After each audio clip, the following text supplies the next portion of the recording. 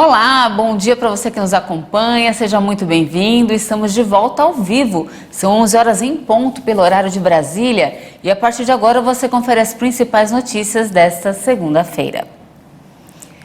Em meio à disparada do preço do petróleo, o Senado Federal deve retomar a discussão dos projetos sobre combustíveis.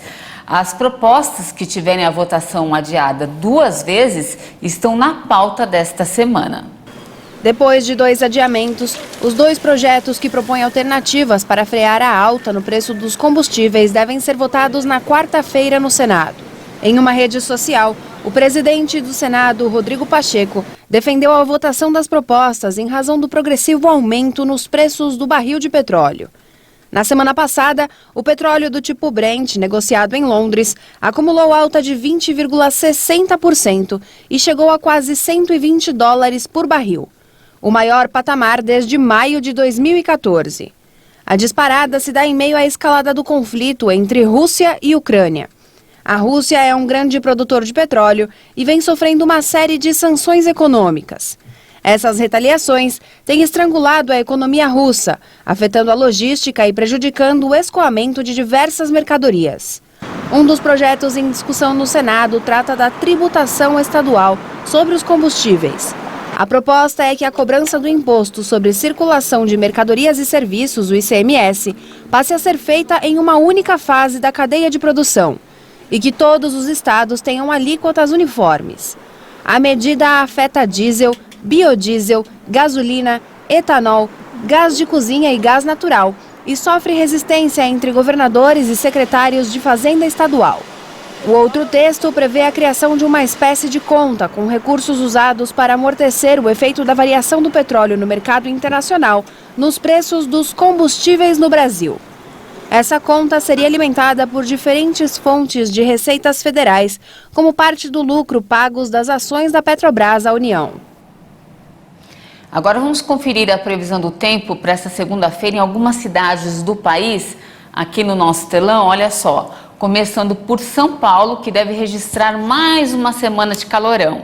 Hoje a temperatura por aqui poderá chegar a 33 graus, mas olha só, tem previsão de chuva no finalzinho da tarde. Em Juiz de Fora, em Minas Gerais, o sol deve aparecer entre muitas nuvens hoje e a temperatura prevista é de 29 graus. Para encerrar, em Manaus, no Amazonas, o dia vai ser quente e os termômetros podem registrar até 32 graus. E olha só, a Ucrânia rejeitou a criação de corredores humanitários para a Rússia e Belarus, propostos por Moscou, e se prepara para novas ofensivas em várias regiões do país, incluindo Kiev, após uma noite de bombardeios. O Kremlin determinou que as pessoas podem deixar as áreas de conflito por várias rotas, mas somente metade delas não terminam em Belarus ou na Rússia. Iniciada em 24 de fevereiro, a ofensiva russa provocou a fuga de mais de 1,5 milhão de pessoas da Ucrânia. Um número ainda maior de habitantes estão deslocados dentro do país ou bloqueados em cidades bombardeadas pela Rússia. O exército russo tinha anunciado para a suspensão temporária dos ataques em algumas regiões e a abertura de corredores humanitários para retirar os civis de Kiev, Kharkiv, do porto cercado de Mariupol e da localidade de Sumy, perto da fronteira com a Rússia. Esta é a terceira tentativa falha para a criação de corredores humanitários. E antes de encerrar, ainda falando sobre a guerra na Ucrânia, essa situação, gente, provoca o abandono de pessoas com limitações. E uma aliança internacional fez um alerta para o alto risco dessa população perder a vida por causa da dificuldade das áreas de conflito. Vamos conferir na reportagem. Ruslan, de 4 anos, está hoje em uma situação bem diferente da enfrentada por grande parte dos ucranianos como ele. O menino saiu do país em guerra dias antes do conflito iniciado pela Rússia.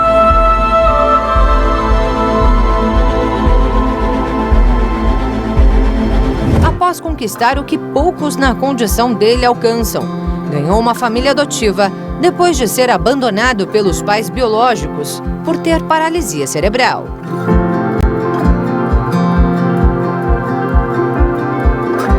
Em Entidades globais contabilizam quase 3 milhões de ucranianos com algum tipo de limitação. E informação da Aliança Internacional da Deficiência é de que milhares de adultos e crianças estariam presos em instituições correndo risco de abandono. Aqueles que estão em casa com a família também estariam com dificuldades de sair ou chegar em estações de metrô ou bunkers, justamente por causa das limitações.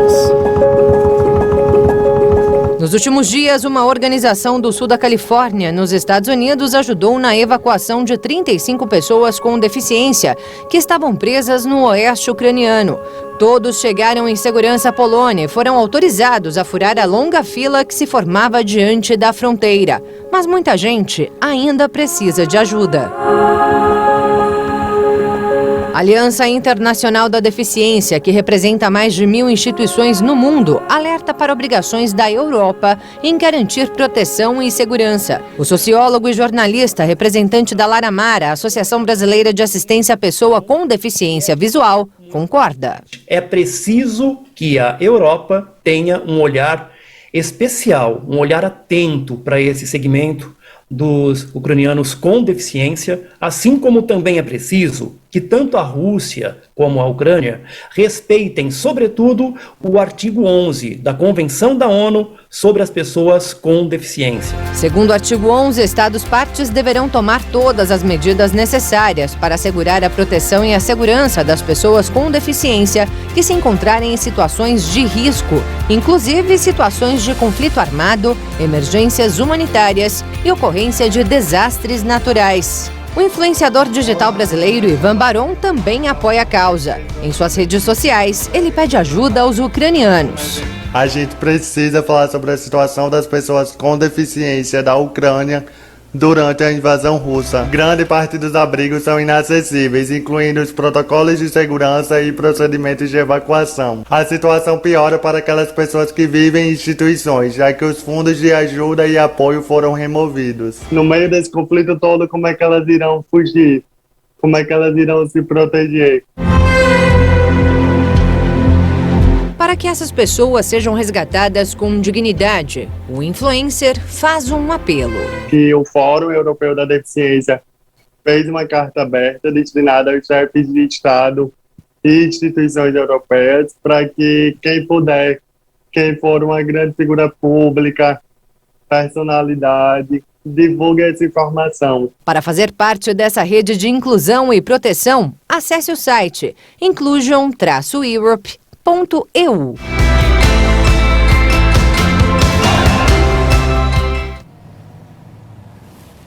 Essa edição fica por aqui. Muito obrigada pela sua companhia. A gente volta a se encontrar daqui a pouquinho na edição de 1 da tarde. Eu e a Dani Paris esperamos você. Até mais.